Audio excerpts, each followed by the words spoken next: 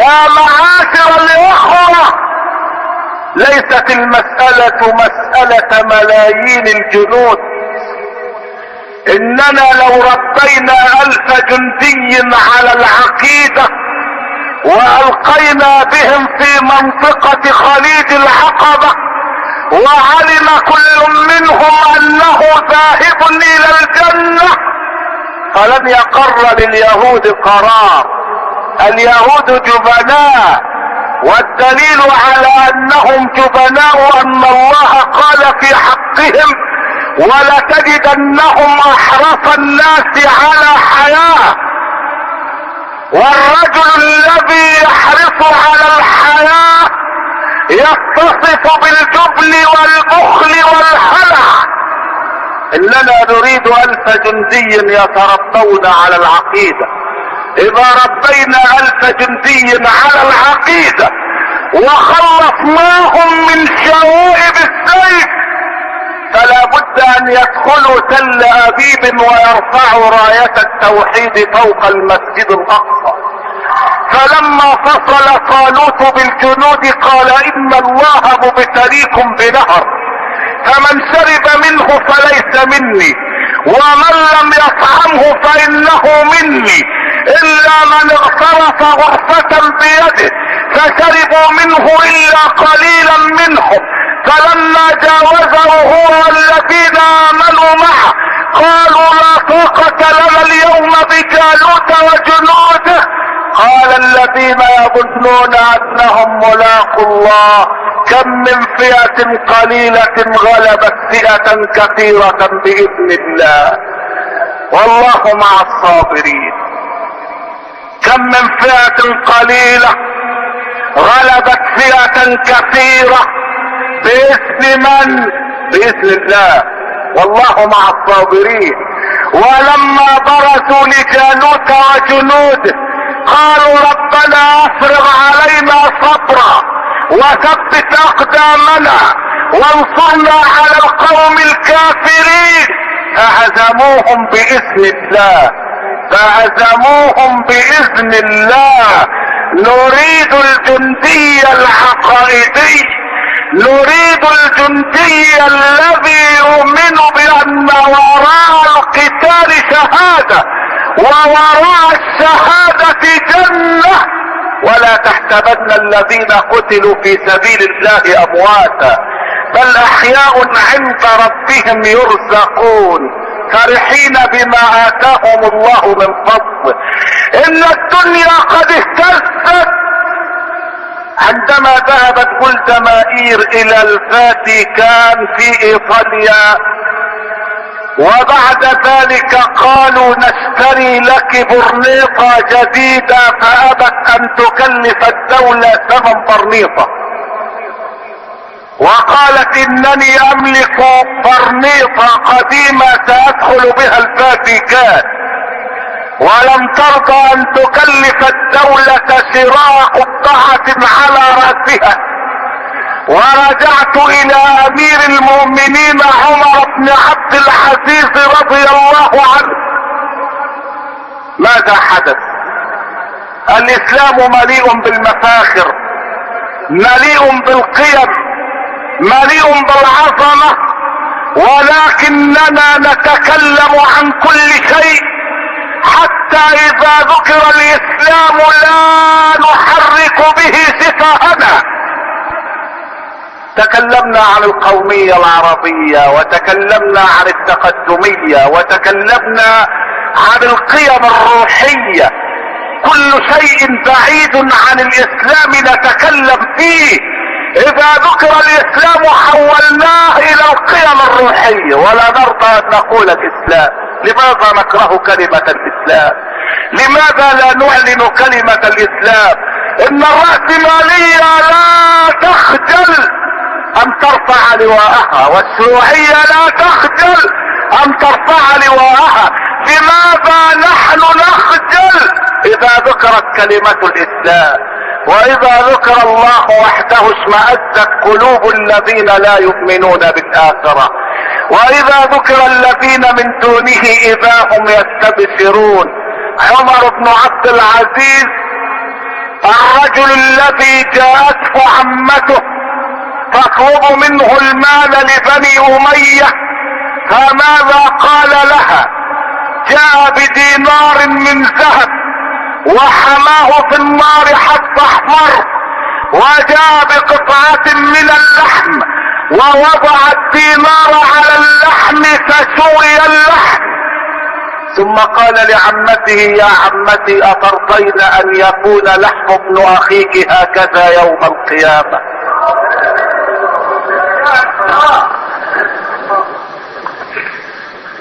درس عملي. ناس خافوا الله فخوف الله منهم جميع خلقه. عمر بن عبد العزيز الرجل الذي كان يخاف الله خوف من يعتقد ان النار لم تخلق الا له وحده. دينار من ذهب على قطعة من اللحم، اللحم يسوى والدينار يحترق، ويقول لعمته التي طلبت منه مالا لبني قومها: يا عمتي أترضين أن يكون لحم ابن أخيك هكذا يوم القيامة؟ عمر بن عبد العزيز الذي حكم المسلمين 30 شهرا كان عنده من العمر 37 سنة، ومات وعنده من العمر 39 سنة وعدة أشهر. قالت زوجته: إن هذه الشهور 30 لم يقربني فيها مرة واحدة. وسئل في ذلك: لم لم تقرب زوجتك يا أمير المؤمنين طيلة هذه المدة؟ فقال لهم: وكيف يأتي هذا العمل من وضع الله مسؤولية أمة محمد في عنقه وهو سائله عنها يوم القيامة؟ وكان يخرج على أبواب دمشق ويسأل مرة: كيف حال الناس؟ سأل أحد الناس الذي قدم من سفر: كيف تركت الناس في بلدك؟ فقال له: يا أمير المؤمنين، تركت الظالم مقهورا والمظلوم مجبورا. عدالة. أقام الحياة على القرآن سياسة وحربا وإدارة واقتصادا وتعليما وثقافة. هؤلاء الناس تربوا على مائدة القرآن ففتحوا الدنيا شرقا وغربا وشمالا وجنوبا. اما كيف ربينا جنودنا؟ عجبت كل العجب عندما سمعت تسجيلا لحفلة ترفيهية للجنود على الجبهة. اخذتني الدهشة واستولى علي العجب، وكنت اظن ان هذا الحفل ستوزع فيه الجوائز على اكثر الجنود حفظا للقرآن، او سيقوم فيه البعض بتمثيل رواية اسلامية كبلال وعمار وخالد، ولكن لم يكن شيء من هذا. وقف المذيع يقدم وكأنه يقدم كتيبة الى تل ابيب، وقف يقول: والآن تظهر المطربة صاحبة الصوت الرخيم، صاحبة الصوت الذهبي العظيم، لتسمعنا اغنية يا واد يتيم يا واد يتيم. واخذ المذيع بارك الله لنا فيه يقرأ علينا نص الاغنية، وهي كلمات تافهة لا تكون الا شبابا لا يعرف من الاسلام الا اسمه، ولا من المصحف الا رسمه، همهم بطونهم وقبلتهم نساؤهم، اذا رأوك حسدوك واذا تواريت عنهم اغتابوك. يا واد هذا كلام نربي عليه جنودا سينزلون حومة القتال يطلبون الشهادة من الله. ان الله لما اشترى من المؤمنين انفسهم واموالهم بان لهم الجنة اشترط في هؤلاء 10 شروط: التائبون، العابدون، الحامدون، السائحون، الراكعون، الساجدون، الآمرون بالمعروف والناهون عن المنكر والحافظون لحدود الله وبشر المؤمنين. شروط لا بد من توافرها لصحة نفاذ البيع والشراء مع الله. ليسجل هذا العقد في التوراة والانجيل والقرآن. اخذ المذيع يقرأ نص الاغنية ورأيتني وانا استمع من المذيع كأنها قطعة من النصوص قررت على طلبة الثانوية العامة. كلام فارغ لا قيمة له. اسمعوا هذه الكلمة في تلك الاغنية وكيف ان المؤلف وضع اسم الله في كلام لا يليق بذات الله. عنده برود اعصاب اسم الله ولا اسم الله، كأنه جراح بريطاني.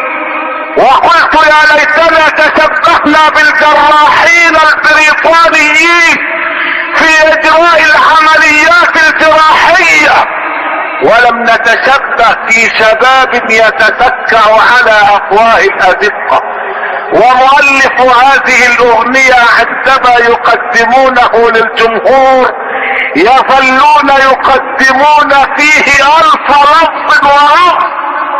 نقدم لكم الفنان الخطير والشاعر المحلق والخطيب التحرير والرسام الشهير وصاحب الريشة الذهبية.